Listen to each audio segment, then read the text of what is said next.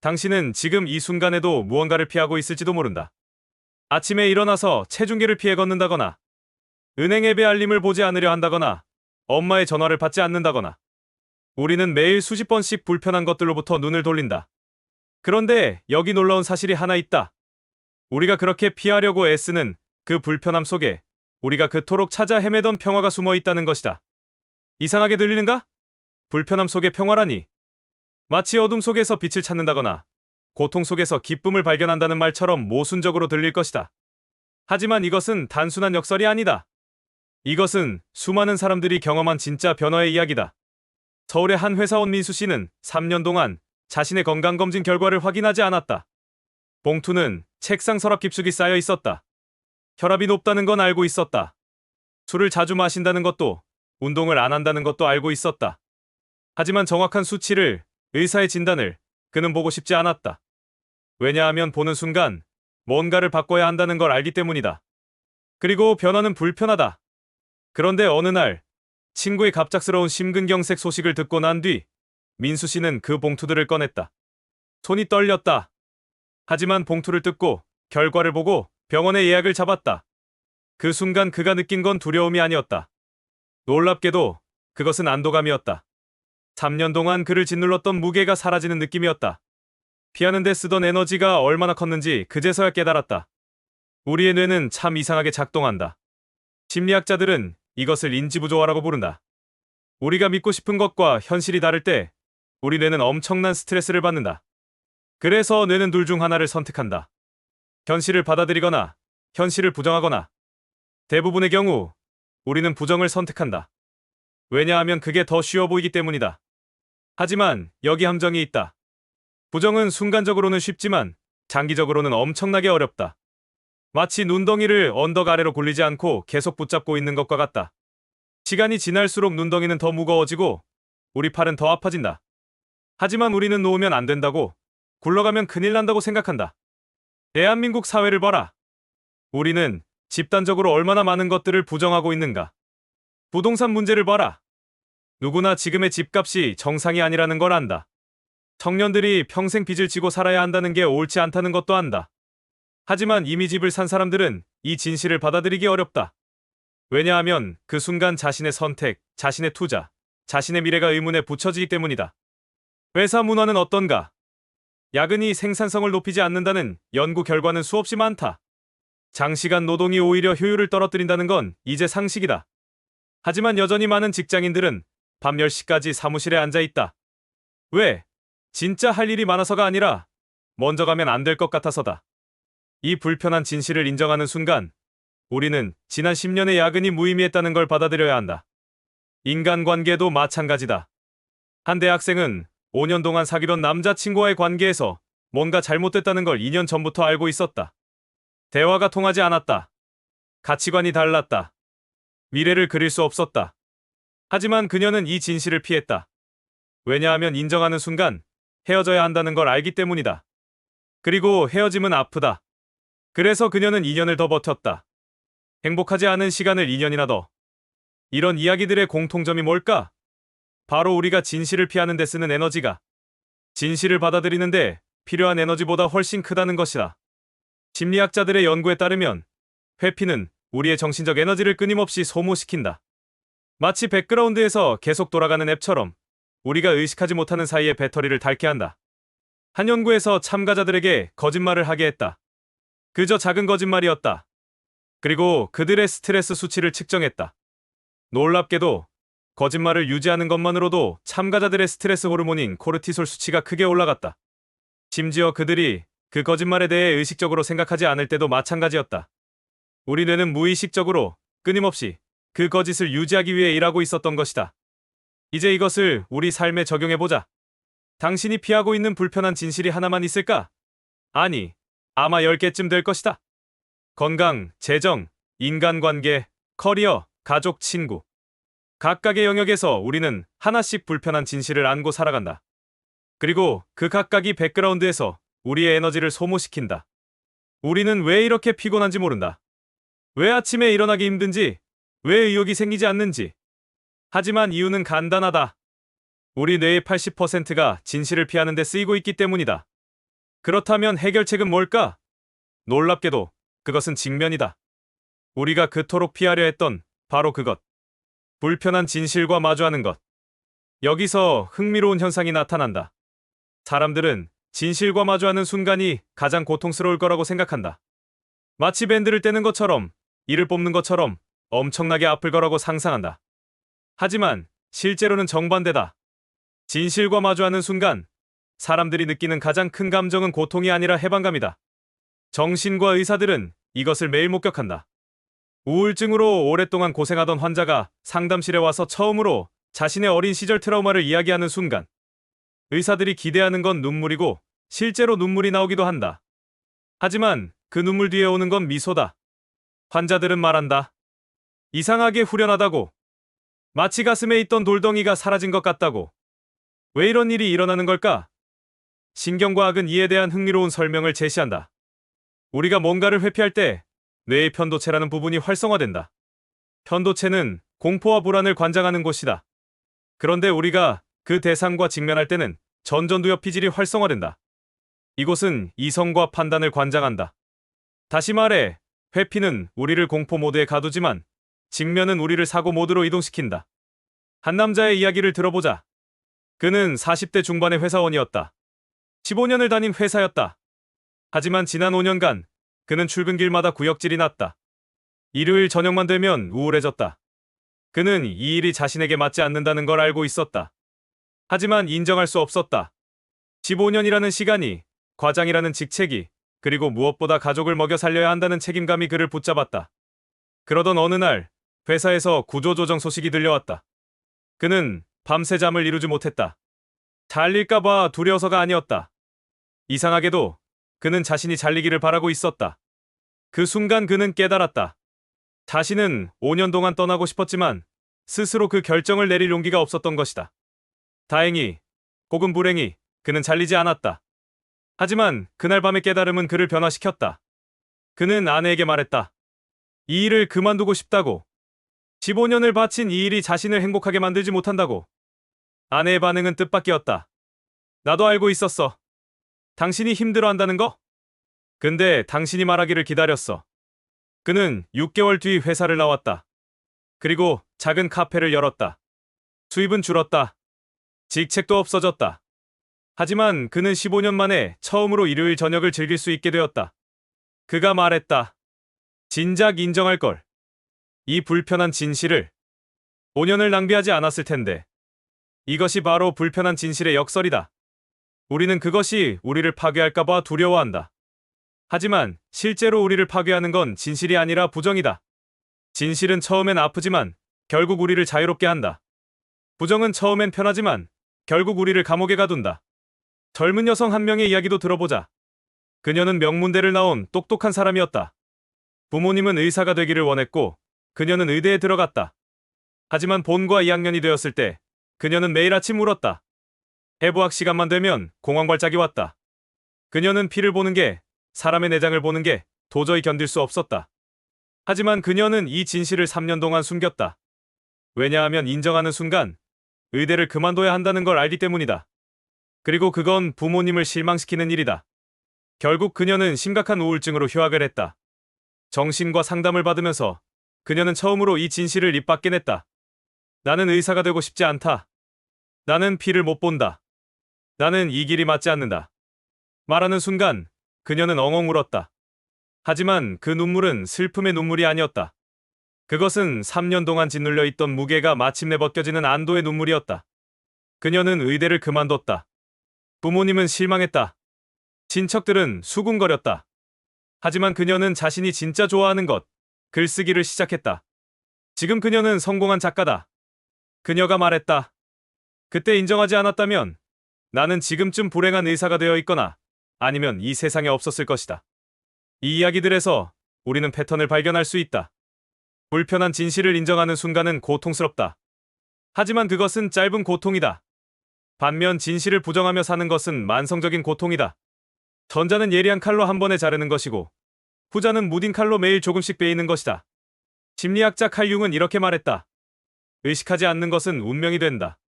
우리가 직면하지 않는 것은 우리를 지배한다. 그림자를 빛으로 끌어내지 않으면 그 그림자가 우리의 삶을 지배한다. 불편한 진실을 받아들이는 과정은 단계가 있다. 첫 번째 단계는 인식이다. 내가 뭔가를 피하고 있다는 것을 인정하는 것. 두 번째 단계는 명명이다. 그것이 무엇인지 구체적으로 말하는 것. 세 번째 단계는 수용이다. 그것을 있는 그대로 받아들이는 것. 그리고 마지막 단계는 행동이다. 그 진실에 기반한 새로운 선택을 하는 것. 많은 사람들이 첫 번째 단계에서 멈춘다. 뭔가 잘못됐다는 건 아는데 그게 뭔지 정확히 보려 하지 않는다. 어떤 사람들은 두 번째 단계에서 멈춘다. 문제를 알지만 소리내어 말하지 않는다. 세 번째 단계, 수용은 가장 어려운 단계다.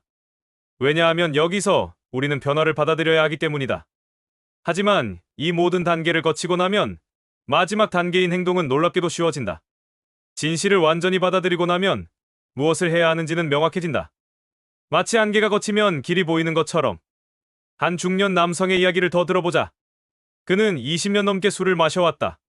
매일 밤 소주 한두 병. 주말에는 더 많이. 그는 알코올 의존증이라는 걸 알고 있었다. 하지만 인정하지 않았다. 왜냐하면 인정하는 순간 술을 끊어야 한다는 걸 알기 때문이다. 그리고 술은 그의 유일한 낙이었다. 어느 날 그의 10살 딸이 학교에서 그림을 그려왔다. 우리 가족이라는 제목의 그림이었다.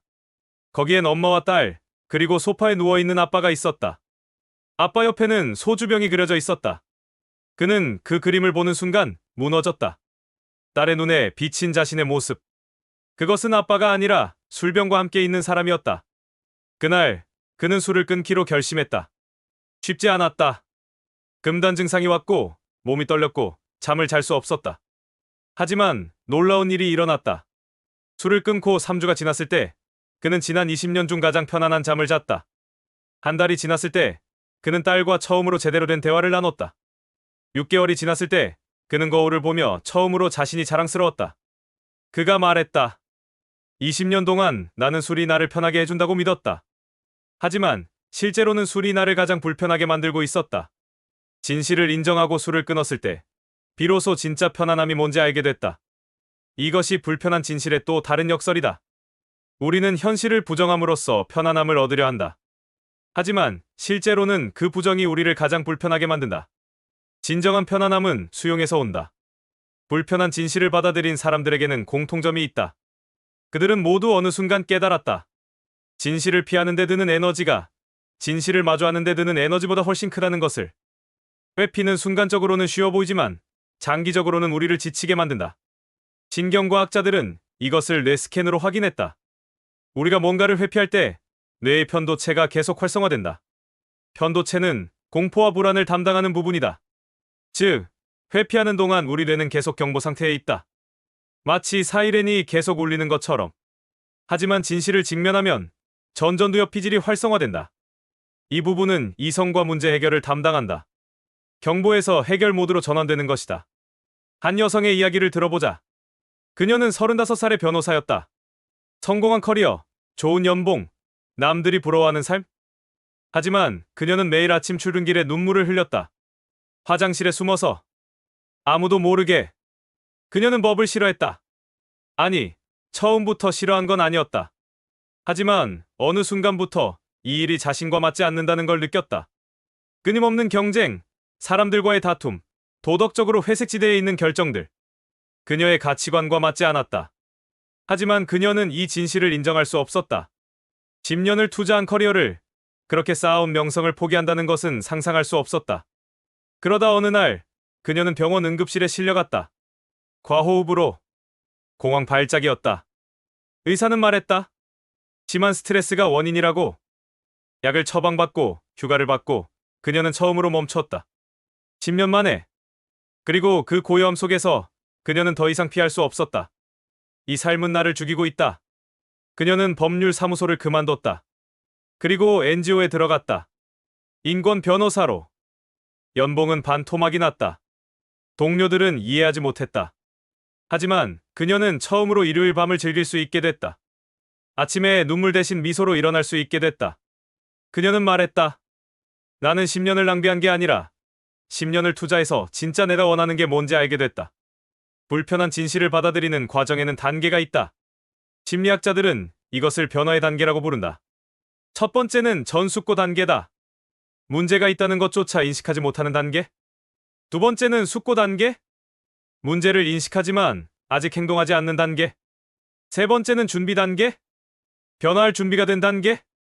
네 번째는 행동 단계. 실제로 변화하는 단계. 마지막은 유지 단계. 그 변화를 계속 유지하는 단계. 많은 사람들이 숙고 단계에 갇혀 있다. 문제를 안다. 뭔가 잘못됐다는 것도 안다. 하지만 계속 생각만 한다. 다음 달에, 내년에 상황이 나아지면. 하지만 상황은 저절로 나아지지 않는다. 우리가 행동해야 나아진다. 한 청년은 5년 동안 숙고 단계에 있었다. 그는 대학을 중퇴했다. 자신이 원하는 게 학문이 아니라는 걸 알았기 때문이다. 하지만 그 다음을 결정하지 못했다. 그래서 5년 동안 알바를 전전했다. 계속 생각했다. 나는 뭘 하고 싶을까? 나한테 맞는 게 뭘까? 하지만 생각만으로는 답이 나오지 않았다. 어느 날 친구가 말했다. 너는 너무 생각만 해. 일단 뭐라도 해봐. 그 말이 그를 움직였다. 그는 작은 카페에서 바리스타로 일하기 시작했다. 진지하게. 그리고 놀랍게도 그는 커피에 재능이 있었다. 아니, 재능보다는 열정이 있었다. 그는 커피에 대해 공부하고 로스팅을 배우고 결국 자신의 카페를 열었다. 지금 그의 카페는 서울에서 가장 핫한 곳 중 하나다. 그는 말했다. 5년을 고민만 했던 게 아깝다. 일찍 행동했다면 좋았을 텐데. 하지만 그 고민의 시간도 필요했다. 중요한 건 결국 행동으로 옮겼다는 것. 행동이 중요한 이유는 간단하다. 행동만이 현실을 바꾼다. 생각은 머릿속에만 있다. 하지만 행동은 세상에 영향을 미친다. 그리고 행동의 결과는 우리에게 피드백을 준다.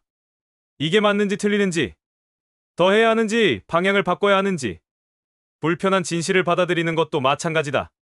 인정하는 것만으로는 부족하다. 그 다음 행동이 필요하다.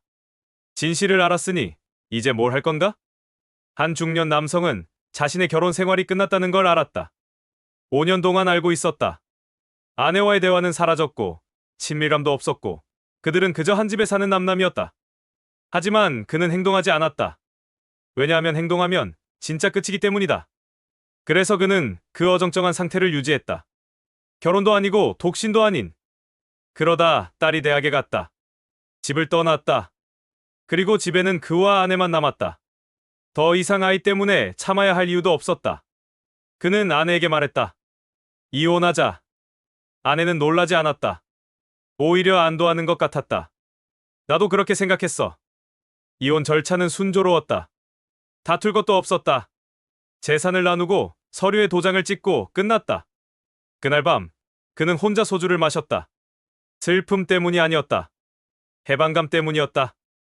5년 동안 짊어지고 있던 무게가 사라졌다. 6개월 뒤 그는 새로운 사람을 만났다. 진짜 대화가 통하는 사람. 진짜 웃을 수 있는 사람. 그는 말했다. 5년 전에 행동했어야 했다. 나도, 전 아내도, 우리 딸도 모두 그게 나았을 것이다. 하지만 두려웠다.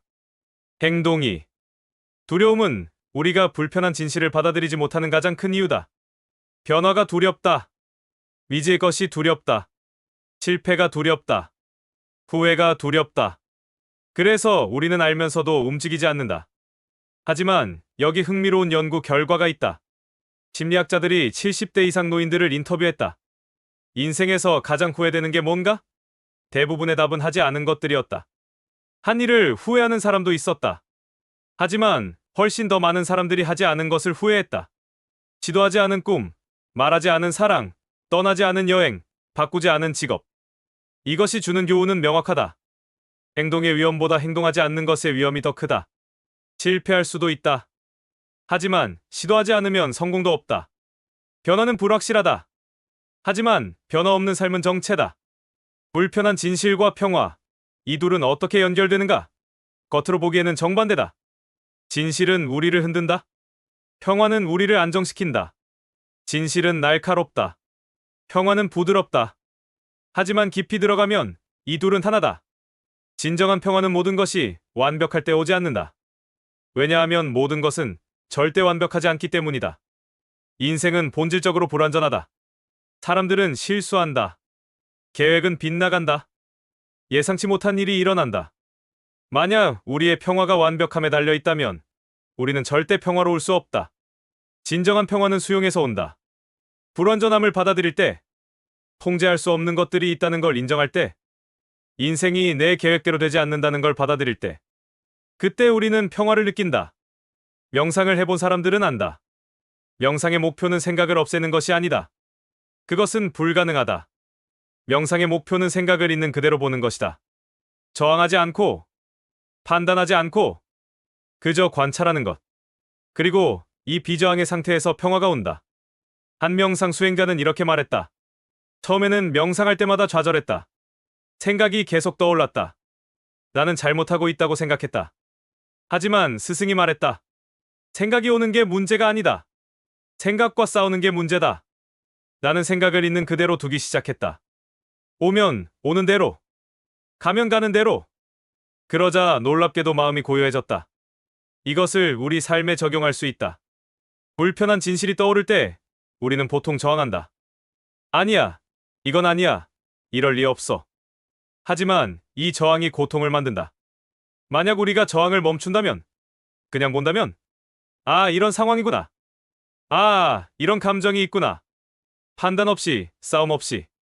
불교에서는 고통의 공식을 제시한다. 고통은 아픔 곱하기 저항이다. 아픔은 삶의 일부다. 우리는 아프다. 신체적으로도, 정서적으로도. 이것은 피할 수 없다. 하지만 저항은 선택이다. 우리는 이 아픔을 받아들일 수도, 거부할 수도 있다. 저항이 0이라면 고통도 0이다. 물론 완전히 0이 되기는 어렵다. 우리는 인간이니까. 하지만 저항을 줄일 수는 있다. 그리고 저항을 줄이면 같은 아픔도 덜 고통스럽다. 한 암 환자의 이야기를 들어보자. 그녀는 유방암 3기 판정을 받았다. 35세였다. 결혼한 지 2년, 아이는 없었다. 처음 소식을 들었을 때 그녀의 세상이 무너졌다. 왜 나야? 나는 뭘 잘못했어? 이건 불공평해. 그녀는 몇 달 동안 분노와 슬픔에 빠져 있었다. 치료는 받았지만 마음은 저항으로 가득했다. 이것은 일어나서는 안 되는 일이었다. 이것은 받아들일 수 없는 현실이었다. 그리고 이 저항은 그녀를 더욱 지치게 만들었다. 육체는 항암 치료로 고통받고 정신은 저항으로 고통받았다.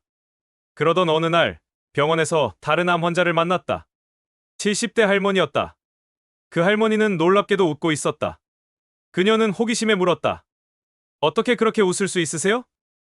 할머니는 대답했다. 암은 내가 선택한 게 아니야. 하지만 암과 함께 사는 방식은 내가 선택할 수 있어? 나는 웃으면서 살기로 선택했어. 그 말이 그녀를 변화시켰다. 암은 현실이다. 싸워도 소용없다. 하지만 이 현실 속에서 어떻게 살지는 선택할 수 있다. 그녀는 저항을 내려놓기 시작했다. 암을 적으로 보는 대신 함께 가야 할 동행으로 보기 시작했다. 그녀는 항암 치료 날을 특별한 날로 만들었다. 예쁜 스카프를 두르고 좋아하는 음악을 들으며 병원에 갔다. 치료 후에는 친구와 차를 마셨다. 머리카락이 빠지자 재미있는 가발을 샀다. 분홍색, 파란색. 2년 뒤 그녀는 완치 판정을 받았다. 하지만 그녀가 말하는 진짜 치유는 육체의 치유가 아니었다. 그것은 마음의 치유였다. 저항을 놓아준 순간 그녀는 평화를 발견했다. 암과 함께 있으면서도. 이것이 불편한 진실 속 평화의 비밀이다. 우리가 현실과 싸우기를 멈출 때 평화가 찾아온다. 이것은 포기가 아니다. 이것은 수용이다. 그리고 수용과 포기는 완전히 다르다. 포기는 말한다. 어차피 안 돼. 나는 아무것도 할 수 없어. 그냥 이대로 살자. 하지만 수용은 말한다. 지금 상황은 이렇다. 내가 바꿀 수 있는 것과 없는 것이 있다. 바꿀 수 있는 것에 집중하자. 유명한 평온의 기도가 있다. 신이시여, 내가 바꿀 수 없는 것을 받아들이는 평온을 주시고 바꿀 수 있는 것을 바꾸는 용기를 주시고 그 둘을 구별하는 지혜를 주소서. 이 기도의 핵심은 구별이다. 무엇을 받아들여야 하고 무엇을 바꿔야 하는가? 많은 사람들이 이것을 거꾸로 한다. 바꿀 수 없는 것을 바꾸려 애쓰고 바꿀 수 있는 것은 방치한다. 예를 들어, 당신은 부모를 바꿀 수 없다. 그들의 성격을, 그들의 과거를, 그들이 당신을 키운 방식을. 이것은 이미 일어난 일이다. 하지만 많은 사람들이 평생을 이것을 바꾸려고 애쓴다. 부모가 달랐으면, 어린 시절이 달랐으면, 그리고 이 헛된 시도는 그들을 불행하게 만든다. 하지만 당신은 부모와의 관계를 바꿀 수 있다. 지금부터 경계선을 설정할 수 있고, 대화 방식을 바꿀 수 있고, 필요하다면 거리를 둘 수도 있다. 이것은 당신의 선택이다. 과거는 바꿀 수 없지만, 현재와 미래는 바꿀 수 있다. 한 여성은 30년 동안 엄마와의 관계로 고통받았다. 엄마는 지배적이고 비판적이었다. 무엇을 해도 만족하지 못했다. 그녀는 엄마를 바꾸려고 애썼다. 더 사랑스러운 딸이 되면 엄마도 바뀔 거라고 믿었다. 하지만 엄마는 바뀌지 않았다. 상담사가 물었다. 당신은 엄마를 바꿀 수 있나요? 그녀는 울먹이며 답했다. 아니요. 그럼 엄마를 받아들일 수 있나요? 있는 그대로. 그녀는 생각했다. 그리고 답했다. 네, 할 수 있을 것 같아요. 그녀는 엄마를 받아들이기로 했다. 엄마는 이런 사람이다. 나를 비판한다. 지배하려 한다. 이것은 엄마의 성격이고 아마 바뀌지 않을 것이다. 하지만 나는 반응하는 방식을 바꿀 수 있다. 그녀는 경계선을 설정했다. 엄마의 비판에 반박하지 않고 그저 들었다. 그리고 자기 할 일을 했다. 만남의 빈도를 줄였다. 전화를 더 짧게 했다. 놀랍게도 관계가 나아졌다. 엄마는 여전히 비판적이었다. 하지만 그녀는 더 이상 상처받지 않았다. 왜냐하면 그녀는 엄마의 인정을 구하지 않기로 했기 때문이다. 그녀는 자신의 인정으로 충분했다. 이것이 수용의 힘이다. 우리가 바꿀 수 없는 것을 받아들일 때 우리는 에너지를 절약한다. 그리고 그 에너지를 바꿀 수 있는 것에 쓸 수 있다. 결과는 놀랍다. 한국 사회도 이 원리를 배워야 한다. 우리는 너무 많은 에너지를 바꿀 수 없는 것에 쓴다. 과거를 한탄하고 다른 나라를 부러워하고 불가능한 이상을 쫓는다. 하지만 만약 우리가 현실을 받아들인다면 우리는 이런 나라다. 이런 역사를 가지고 있다. 이런 문제들이 있다. 좋다. 인정한다.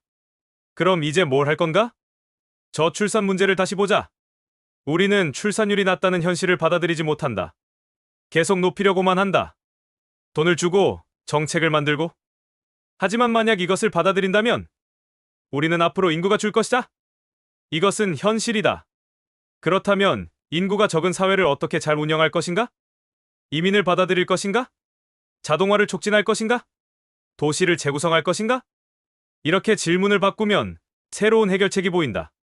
하지만 우리가 계속 현실을 부정하면 우리는 효과 없는 정책만 반복한다. 교육 문제도 마찬가지다. 우리의 입시 제도는 바꾸기 어렵다. 왜냐하면 그것은 우리 문화 깊숙이 뿌리 박혀 있기 때문이다. 서열 문화, 학벌 사회. 이것을 완전히 없애는 것은 몇십 년이 걸릴 것이다. 그렇다면 현실을 받아들이자. 그리고 그 안에서 할 수 있는 것을 하자. 대안학교를 늘리고 직업교육을 강화하고 다양한 성공의 모델을 보여주자. 완벽한 해결책은 없을 것이다. 하지만 현실에 기반한 해결책은 환상에 기반한 해결책보다 낫다. 불편한 진실을 받아들이는 여정은 일회성 사건이 아니다. 그것은 평생의 연습이다. 매일 새로운 진실이 우리를 찾아온다. 작은 것들, 큰 것들. 그리고 매번 우리는 선택한다. 받아들일 것인가, 거부할 것인가. 선택은 쉽지 않다. 때로 우리는 받아들였다가도 다시 부정한다. 한 발 나아갔다가 두 발 후퇴한다. 이것은 정상이다. 변화는 직선이 아니라 지그재그다. 중요한 것은 방향이다. 우리가 전체적으로 어느 방향으로 가고 있는가? 진실을 향해 가고 있는가? 아니면 부정을 향해 가고 있는가? 때로 뒤로 가더라도 전체적으로 앞으로 가고 있다면 우리는 잘하고 있는 것이다. 한 남성은 도박 중독에서 회복 중이다. 3년째다. 하지만 그는 말한다. 나는 아직도 매일 선택한다. 오늘 도박하지 않기로. 어떤 날은 쉽다. 어떤 날은 정말 힘들다. 지난주에는 거의 무너질 뻔했다. 카지노 앞까지 갔다. 하지만 그냥 돌아왔다. 이것이 회복이다. 완벽하지 않다. 하지만 계속된다. 이것이 우리가 배워야 할 것이다. 완벽을 기대하지 않는 것. 불편한 진실을 한번 받아들였다고 해서 모든 것이 해결되지 않는다. 우리는 계속 흔들린다. 계속 의심한다. 계속 두려워한다. 하지만 계속 선택한다. 오늘 진실과 함께 있기로. 그렇다면 구체적으로 어떻게 시작할 수 있을까? 첫 번째, 작게 시작하라. 당신의 삶에서 가장 작은 불편한 진실을 찾아라. 너무 큰 것부터 시작하면 압도당한다. 작은 것부터. 예를 들어, 나는 물을 충분히 마시지 않는다. 나는 친구에게 전화해야 하는데 미루고 있다. 나는 이 책을 읽지 않을 것이다. 작은 진실. 그리고 그것을 인정하라. 소리내어. 일기에. 누군가에게. 두 번째, 판단을 멈춰라. 진실을 인정하는 순간, 우리는 자신을 비난하기 시작한다. 나는 왜 이래? 나는 왜 이렇게 못났어? 하지만 이 비난은 도움이 되지 않는다. 오히려 우리를 더 깊은 부정으로 몰아넣는다. 대신 자비를 연습하라. 나는 인간이다. 인간은 불완전하다. 그것은 괜찮다. 세 번째, 다음 스텝을 정하라. 진실을 인정했다. 좋다. 그럼 이제 뭘 할 건가? 구체적인 행동 하나를 정하라. 아주 작은 것. 오늘 할 수 있는 것. 예를 들어, 물을 충분히 마시지 않는다는 진실을 인정했다면 지금 물 한 잔을 마셔라. 그게 전부다. 큰 계획은 필요 없다. 지금, 여기서 할 수 있는 작은 것. 네 번째, 지원 시스템을 만들어라. 혼자서 모든 것을 하려고 하지 마라. 누군가에게 말하라. 친구, 가족, 상담사, 온라인 커뮤니티. 당신의 진실을 나누라. 당신의 여정을 나누라. 사람들은 당신이 생각하는 것보다 훨씬 더 이해심이 많다. 왜냐하면 그들도 자신의 불편한 진실을 안고 살기 때문이다. 다섯 번째, 진전을 기록하라. 작은 승리들을 기억하라. 우리는 실패는 잘 기억하지만 성공은 쉽게 잊는다. 매일 저녁, 오늘 내가 진실과 함께한 순간을 하나 적어라. 아주 작은 것이라도. 오늘 나는 체중계에 올라갔다. 오늘 나는 대출 명세서를 확인했다. 오늘 나는 그 사람에게 아니오라고 말했다. 이런 작은 것들이 쌓여 큰 변화가 된다. 여섯 번째, 실수를 예상하라. 당신은 완벽하지 않을 것이다. 때로 다시 부정으로 돌아갈 것이다. 때로 회피할 것이다. 이것은 실패가 아니다. 이것은 과정의 일부다. 중요한 것은 다시 일어나는 것이다. 다시 선택하는 것이다. 일곱 번째, 의미를 찾아라. 이 여정이 당신을 어떻게 변화시키는가? 당신은 무엇을 배우는가? 당신은 어떤 사람이 되어가는가? 고통은 의미가 있을 때 견딜만 하다? 당신의 고통에 의미를 부여하라. 나는 이것을 통해 더 정직한 사람이 되고 있다. 나는 이것을 통해 더 용감한 사람이 되고 있다. 나는 이것을 통해 진짜 나를 발견하고 있다. 이 일곱 가지를 실천하라. 완벽하게는 아니더라도 할 수 있는 만큼. 그리고 지켜보라. 당신의 삶이 조금씩 변화하는 것을. 한 여성은 이렇게 말했다. 1년 전만 해도 나는 수많은 거짓말 속에 살았다. 나 자신에게 하는 거짓말. 나는 행복해. 내 결혼 생활은 괜찮아. 내 일은 의미 있어. 하지만 하나씩, 천천히 나는 진실을 마주하기 시작했다. 처음에는 정말 힘들었다. 매일 울었다. 하지만 지금 나는 처음으로 진짜 내가 누구인지 안다. 그리고 그것은 해방이다. 불편한 진실 속에서 평화를 찾는 것. 이것은 역설이 아니다. 이것은 진리다. 진정한 평화는 환상 속에 없다. 진정한 평화는 진실 속에 있다. 비록 그 진실이 불편할지라도. 생각해보라.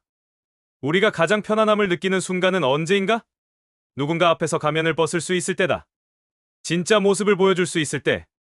실수를 인정할 수 있을 때. 약함을 드러낼 수 있을 때. 그 순간 우리는 편안하다. 왜냐하면 우리는 더 이상 뭔가를 숨기고 있지 않기 때문이다. 이것을 우리 자신과의 관계에 적용하라. 자신에게 진실할 때 우리는 편안하다. 자신을 속이지 않을 때, 현실을 있는 그대로 볼 때, 그 순간 우리는 평화롭다. 한 명상 스승은 이렇게 말했다. 평화는 목적지가 아니다. 평화는 여행 방식이다. 우리는 평화에 도달하는 것이 아니라 평화롭게 여행한다. 그리고 평화롭게 여행하는 법은 간단하다. 매 순간 진실과 함께 있는 것이다. 이것은 쉽지 않다. 진실은 때로 고통스럽다. 우리가 믿고 싶었던 것을 부수고, 우리가 의지했던 것을 흔들고, 우리가 계획했던 것을 바꾼다. 하지만 이 고통은 깨끗한 고통이다. 상처가 치유되는 고통. 뼈가 맞춰지는 고통. 독이 빠져나가는 고통. 반면 진실을 피하는 고통은 더러운 고통이다. 상처가 걷는 고통. 뼈가 틀어진 채 굳는 고통. 독이 몸에 퍼지는 고통. 우리는 선택할 수 있다. 어떤 고통을 택할 것인가? 현명한 사람들은 깨끗한 고통을 선택한다. 그들은 안다. 단기적으로는 아프지만 장기적으로는 치유된다는 것을. 어리석은 사람들은 더러운 고통을 선택한다. 그들은 당장의 편안함을 원한다. 하지만 결국 더 큰 고통을 받는다. 당신은 어떤 선택을 할 것인가? 한국 사회는 지금 기로에 서 있다. 우리는 수많은 불편한 진실을 마주하고 있다. 인구 절벽 양극화, 세대 갈등, 성 갈등, 환경 파괴. 우리는 이것들을 계속 부정할 수 있다. 아니면 직면할 수 있다. 부정하면 문제는 악화될 것이다. 직면하면 해결책을 찾을 수 있을 것이다. 이것은 개인에게도 마찬가지다. 당신의 삶도 기로에 서 있다. 당신은 계속 회피할 수 있다. 아니면 오늘, 지금 한 가지를 직면할 수 있다. 작은 것이라도 그 선택이 당신의 미래를 결정한다. 불편한 진실을 받아들인 사람들은 공통적으로 말한다. 진작 할 걸. 왜 이렇게 오래 피했을까? 피하는 게 더 고통스러웠는데. 하지만 그들은 또한 말한다. 지금이라도 해서 다행이다. 안 했다면 어땠을까? 당신도 언젠가 이렇게 말하게 될 것이다. 진작 할 걸. 혹은 지금이라도 해서 다행이다. 어느 쪽이든 중요한 것은 결국 한다는 것이다. 빠를수록 좋다. 하지만 늦었다고 생각할 때가 가장 빠른 때다. 80세 노인이 대학에 가고 싶다고 했다. 사람들이 말했다. 지금 시작하면 졸업할 때 84살인데요. 노인이 답했다.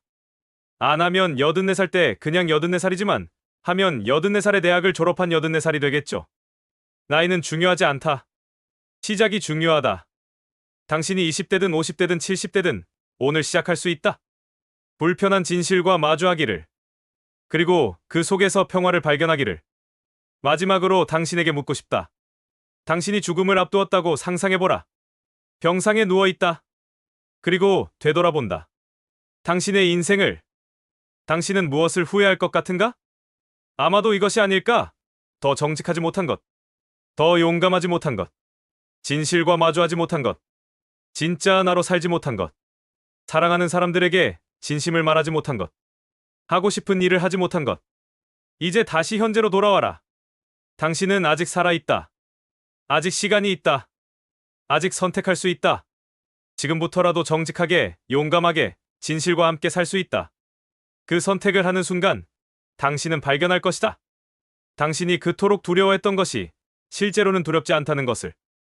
당신이 피하려 했던 것이 실제로는 당신을 자유롭게 한다는 것을. 불편한 진실이 실제로는 가장 편안한 진실이라는 것을. 왜냐하면 진실 속에서는 숨을 필요가 없기 때문이다. 가면을 쓸 필요가 없기 때문이다. 연기할 필요가 없기 때문이다. 당신은 그저 당신일 수 있다. 그리고 그것보다 더 평화로운 것은 없다. 한 현자는 말했다. 진실은 단순하다.